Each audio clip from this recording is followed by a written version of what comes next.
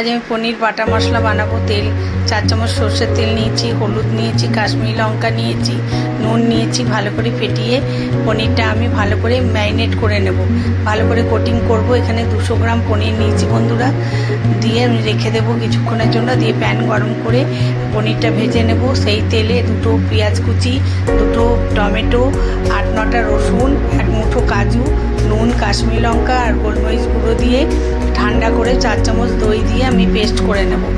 দিয়ে প্যান গরম করে সাদা তেল দেব, গোটা গরম মশলা ফোড়ন দেব, 1 চামচ বাটারও দিয়েছি। দিয়ে বাটা মশলাটা দিয়ে দেব।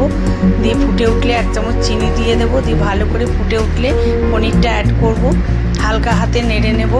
দিয়ে পনিরটা অ্যাড করার পরে আমি এরপর কস্তুরি মেথি আর 1 চামচ বাটার দিয়ে আমি পরিবেশন করব।